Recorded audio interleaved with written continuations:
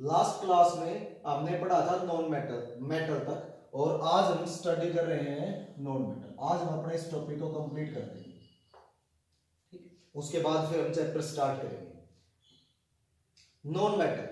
अब non metal क्या होता है? जैसे हमने मेटल में कहा कि वो एलिमेंट जो इजीली इलेक्ट्रॉन डोनेट कर सकता है वो एलिमेंट कहलाता है मेटल। तो अब उसी तरह से है जो एलिमेंट इजीली इलेक्ट्रॉन ले सकता है, the element which can gain electron easily are called as non metal। जो आसानी से इलेक्ट्रॉन ले सकते हैं हम उन एलिमेंट्स को क्या बोलते हैं? नॉन मेटल्स बोलते हैं। अब बात है नॉन मेटल्स की प्रॉपर्टी की। तो नॉन मेटल की जो प्रॉपर्टी है वो मेटल से बिल्कुल अपोजिट होती है। जैसे कि हमने पढ़ा था कि मेटल्स आर गुड कंडक्टर, तो नॉन मेटल्स क्या है? Non metals are bad conductor of heat and electricity. Non metal heat और इलेक्ट्रिसिटी के बैड कंडक्टर होते हैं, मगर इसमें एक्सेप्शन है ग्रेफाइट। ग्रेफाइट एक नॉन मेटल है। कौन सा नॉन मेटल? कार्बन। कार्बन की फॉर्म है ग्रेफाइट। ये नॉन मेटल होने के बावजूद भी क्या है? गुड कंडक्टर है इलेक्ट्रिसिटी का। इसके बाद सेकंड प्रॉपर्टी कि नॉन मेटल न ही तो डक्टाइल होते हैं न ही मैलिएबल। मतलब इनसे न तो आप वायर बना सकते हैं न ही इनसे शीट बना सकते। ये तो क्या होते हैं? ब्रिटल होते हैं। मतलब अगर आपने इनके ऊपर फोर्स लगाया, इनकी हैमरिंग की, इनके ऊपर कोई चीज से टकराई तो ये क्या हो जाएंगे? टूट जाएंगे, बिखर जाएंगे। उसके बाद non metals are not sonorous. ये कोलिजन से साउंड प्रोड्यूस नहीं करते। These are not lustrous. कई में कोई चमक भी नहीं होती जो मेटल में होती है, ये लस्टर नहीं होते। लेकिन इसमें भी एक एक्सेप्शन है, आयोडीन। आयोडीन एक नॉन मेटल है और नॉन मेटल होने के बावजूद क्या है? इसके अंदर मेटेलिक लस्टर होती है, मेटल जैसी चमक होती है। अब जो मेटल है वो तो सारे के सारे क्या थे? सॉलिड की फॉर्म में एग्जिस्ट करते हैं। लेकिन नॉन मेटल मैटर की सभी तीन स्टेट के अंदर, सभी थ्री स्टेट्स के अंदर एग्जिस्ट कर सकते हैं। जैसे कि सॉलिड भी हो सकते हैं, लिक्विड भी हो सकते हैं और गैस भी हो सकते हैं। ग्रेफाइट है, डायमंड है, सल्फर है, फास्फोरस है, ये काफी सारे नॉन मेटल्स हैं जो किसकी फॉर्म में एग्जिस्ट करते हैं? सॉलिड की फॉर्म में एग्जिस्ट करते हैं। और अब इसमें से जो डायमंड है, डायमंड तो अर्थ पे जितने भी नेचुरल सब्सटेंस नोन है जिनका हमें पता है उनमें सबसे हार्ड होता है। इसके बाद लिक्विड। अब नॉन मेटल लिक्विड की फॉर्म में भी एग्जिस्ट कर सकते हैं, जैसे कि ब्रोमीन। ब्रोमीन एक नॉन मेटल है और ये किस फॉर्म में एग्जिस्ट करता है? लिक्विड की फॉर्म में एग्जिस्ट करता है। नॉन मेटल्स गैस की फॉर्म में भी एग्जिस्ट कर सकते हैं, जैसे कि ऑक्सीजन है, नाइट्रोजन है, ये गैस की फॉर्म में एग्जिस्ट करते हैं। आप सबको पता है कि हमारी एयर में 78% कंटेंट नाइट्रोजन का होता है और ऑलमोस्ट 21% कंटेंट किसका होता है? ऑक्सीजन का होता है। और ये दोनों ही क्या होते हैं? नॉन मेटल्स होते हैं। Okay okay. अब एलिमेंट की थर्ड टाइप, हमने कहा था कि एलिमेंट तीन टाइप के हैं, मेटल, नॉन मेटल और मेटल। तो थर्ड टाइप मेटलॉइड। मेटलॉइड क्या होते हैं? मेटलॉइड होते हैं ऐसे एलिमेंट जो मेटल की भी प्रॉपर्टी शो करते हैं और नॉन मेटल की भी प्रॉपर्टी शो करते हैं। मतलब मेटलॉइड में नॉन मेटल और मेटल के इंटरमीडिएट स्टेज होती है। इसमें कुछ प्रॉपर्टी मेटल्स की होती है और कुछ प्रॉपर्टी नॉन मेटल्स की होती है। जैसे कि अगर हम एग्जांपल लें कि भाई मेटल थे गुड कंडक्टर, नॉन मेटल थे बैड कंडक्टर, तो ये उसके बीच में होगी और इनकी प्रॉपर्टी क्या होगी कि ये है सेमीकंडक्टर। नहीं अच्छे कंडक्टर, नहीं बुरे कंडक्टर, ये तो क्या है? सेमीकंडक्टर, इंटरमीडिएट प्रॉपर्टी होगी। अब मेटलॉइड्स कौन से होते हैं? जैसे पीरियोडिक टेबल में बहुत कम है मेटलॉइड। अब सिलिकॉन है, जर्मेनियम है, आर्सेनिक है, इस तरीके से ये एलिमेंट क्या होते हैं? मेटलॉइड होते हैं। अब नेक्स्ट टाइप प्योर। हमने कहा था कि प्योर सब्सटेंस दो टाइप का होता है, एलिमेंट एंड कंपाउंड। तो एलिमेंट हमारा यहाँ पे कंप्लीट हो गया। इसके बाद बात आती है कंपाउंड की कि अब कंपाउंड किसे कहें? कंपाउंड क्या होता है? तो कंपाउंड क्या है? कंपाउंड होता है प्योर सब्सटेंस। क्या है कंपाउंड? कंपाउंड है एक प्योर सब्सटेंस जो कि बनता है दो या दो से ज्यादा एलिमेंट से। Compound is a pure substance which is compound is a pure substance which is made up of two or more than two element combined together in fixed ratio of their mass। मतलब कि compound एक ऐसा pure substance है जो दो या दो से ज्यादा एलिमेंट के जुड़ने से बनता है। लेकिन इसमें कंडीशन क्या लगा दी कि जब वो एलिमेंट एक दूसरे के साथ कंबाइन होंगे, एक दूसरे के साथ जुड़ेंगे, तो उनके मास का रेशियो क्या होगा, बिल्कुल फिक्स। जैसे कि अगर हम बात करें यहां पर, सपोज करो कार्बन डाइऑक्साइड की बात कर लेते हैं, तो कार्बन डाइऑक्साइड किससे बना है? कार्बन डाइऑक्साइड बना एक कार्बन और दो ऑक्सीजन, यानी one carbon two oxygen combine हुए तो क्या बन गया, कार्बन डाइऑक्साइड। अब इसके अंदर कार्बन का मास कितना होता है, 12, क्योंकि कार्बन का एटॉमिक मास होता है 12, ऑक्सीजन का एटॉमिक मास होता है 16, तो 2 ऑक्सीजन का कितना हो गया, 32। तो ये रेशियो कितना हो गया, तो ये रेशियो हो गया 3:8। मतलब जब भी कार्बन डाइऑक्साइड बनेगा कहीं भी, किसी भी प्रोसेस में, किसी भी मेथड से, कभी भी जब भी कार्बन डाइऑक्साइड बनेगा तो उसके अंदर कार्बन और ऑक्सीजन के मास का रेशियो हमेशा क्या होगा, फिक्स 3:8। मतलब ये नहीं है कि आप अपनी मर्जी से कार्बन और ऑक्सीजन को मिक्स करके कार्बन डाइऑक्साइड बनाते हो, बिल्कुल भी नहीं है। जब भी कार्बन डाइऑक्साइड हम बनाएंगे तो कार्बन और ऑक्सीजन के मास का रेशियो उसके अंदर क्या रहेगा, 3:8। अब नेक्स्ट पॉइंट क्या है कंपाउंड का, कि कंपाउंड की जो प्रॉपर्टीज हैं वो उसके कॉन्स्टिट्यूएंट एलिमेंट से बिल्कुल डिफरेंट होती हैं, बिल्कुल अलग होती है। मतलब कि जिन एलिमेंट से कंपाउंड बना है, कंपाउंड की प्रॉपर्टी उन सभी एलिमेंट से बिल्कुल अलग होगी। जैसे कि हम यहां पर बात करते हैं कि कंपाउंड बना कार्बन डाइऑक्साइड और कॉन्स्टिट्यूएंट एलिमेंट है कार्बन एंड ऑक्सीजन। अब अगर हम थोड़ा सा बात करें तो कार्बन क्या है, सॉलिड, ग्रे और ब्लैक कलर का क्या होता है, सॉलिड होता है। कार्बन डाइऑक्साइड क्या है, गैस। ऑक्सीजन भी गैस है, लेकिन ऑक्सीजन गैस है लाइफ सपोर्टिंग, लाइफ को सपोर्ट करती है। ऑक्सीजन के बगैर हम जीवित नहीं रह सकते, हम नहीं रह सकते। कार्बन डाइऑक्साइड क्या है, अगेंस्ट है, यानी जब हम रेस्पिरेशन करते हैं, ब्रीदिंग करते हैं, सांस लेते हैं तो हम ऑक्सीजन लेते हैं और कार्बन डाइऑक्साइड देते हैं, कार्बन डाइऑक्साइड को छोड़ते हैं। तो इन दोनों, या आप बोल सकते हो कार्बन डाइऑक्साइड की प्रॉपर्टी इससे भी बिल्कुल अलग है और इससे भी बिल्कुल अलग है। तो ये हम बता सकते हैं कंपाउंड। अब कंपाउंड की फर्दर दो टाइप होती है। कंपाउंड की फर्दर कितने टाइप होती हैं, दो टाइप। एक होता है ऑर्गेनिक कंपाउंड और दूसरा होता है inorganic compound. Compound is of two types, number 1 organic and number 2 inorganic. अब इनमें सबसे पहले हम पढ़ लेते हैं ऑर्गेनिक कंपाउंड किसे कहेंगे।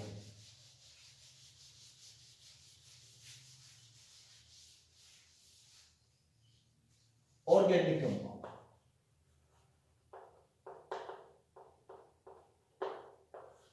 ऑर्गेनिक का सिंपल मीनिंग होता है कार्बन का compound. Compound of carbon are called as organic. ये एक सिंपल डेफिनेशन है समझने के लिए। अब जब हम ऑर्गेनिक कंपाउंड की टेक्निकल डेफिनेशन पढ़ते हैं तो ऑर्गेनिक कंपाउंड की दो डेफिनेशन आती है। सबसे पहले पढ़ते हैं हम ओल्ड डेफिनेशन को। पहले ऑर्गेनिक कंपाउंड की जो डेफिनेशन थी, तो ओल्ड डेफिनेशन क्या कहती है ऑर्गेनिक कंपाउंड को, these are compounds of carbon which are directly or indirectly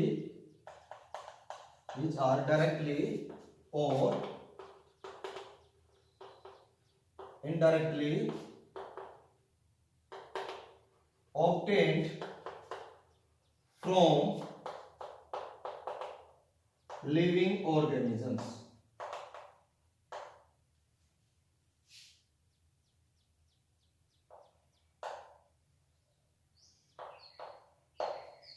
कि क्या है, ओल्ड डेफिनेशन क्या कहती है कि ऑर्गेनिक कंपाउंड कार्बन के ऐसे कंपाउंड है जो आपको डायरेक्टली या इनडायरेक्टली कहां से मिलते हैं, लिविंग ऑर्गेनिज्म से मिलते हैं। मतलब कि इस डेफिनेशन के अकॉर्डिंग ऑर्गेनिक कंपाउंड किसके साथ कनेक्ट होते हैं, लाइफ के साथ कनेक्ट होते हैं, लिविंग ऑर्गेनिज्म के साथ कनेक्ट होते हैं। कार्बन का कोई भी कंपाउंड जो आपको डायरेक्टली या इनडायरेक्टली लिविंग ऑर्गेनिज्म से मिलेगा उसको हम क्या मान सकते हैं, ऑर्गेनिक मान सकते हैं। जैसे कि प्रोटीन है, कार्बोहाइड्रेट है, फैट है, और भी बहुत सारे कंपाउंड हैं। लेकिन अब यहां पर एक एक्सेप्शन है, इसकी एक लिमिटेशन है, इस डेफिनेशन में एक कमी है। सबसे पहले तो हम बोल सकते हैं carbon dioxide. Carbon dioxide gas किसका कंपाउंड है? Carbon dioxide gas is a compound of carbon obtained directly from living organism, कि जब हम रेस्पिरेशन करते हैं तो उसमें हम कार्बन डाइऑक्साइड गैस को रिलीज कर रहे हैं डायरेक्टली। दैट मींस कि जब हम उसको कार्बन डाइऑक्साइड गैस को रिलीज कर रहे हैं लिविंग ऑर्गेनिज्म से मिली, और कार्बन क्यों, दैट मींस इट ऑर्गेनिक होना चाहिए, मगर कार्बन डाइऑक्साइड ऑर्गेनिक कंपाउंड नहीं है। ये लिमिटेशन है इस डेफिनेशन की। और भी बहुत सारे कार्बन के कंपाउंड हैं लेकिन वो ऑर्गेनिक नहीं होते। इसके अलावा अब मॉडर्न डेफिनेशन क्या कहती है? अगर हम मॉडर्न डेफिनेशन की बात करें तो मॉडर्न डेफिनेशन क्या कहती है? All hydrocarbons and their derivatives. कि मॉडर्न डेफिनेशन क्या कहती है कि सभी हाइड्रोकार्बन और उन हाइड्रोकार्बन्स के डेरिवेटिव्स क्या होते हैं? ऑर्गेनिक होते हैं। अब अगर इस डेफिनेशन को हमने समझना है तो सबसे पहले हम समझते हैं ये हाइड्रोकार्बन क्या होता है, और फिर हम समझेंगे ये डेरिवेटिव क्या होता है। तो सबसे पहली बात है हाइड्रोकार्बन। हाइड्रोकार्बन होता है कोई भी ऐसा कंपाउंड जिसमें सिर्फ दो एलिमेंट हो, कार्बन एंड हाइड्रोजन। अगर कार्बन और हाइड्रोजन के कॉम्बिनेशन से कोई एलिमेंट, कोई कंपाउंड बनता है तो हम उसको क्या बोलते हैं? हाइड्रोकार्बन। इसके बहुत सारे एग्जांपल हो सकते हैं, मीथेन, इथेन, बेंजीन एक्सेट्रा।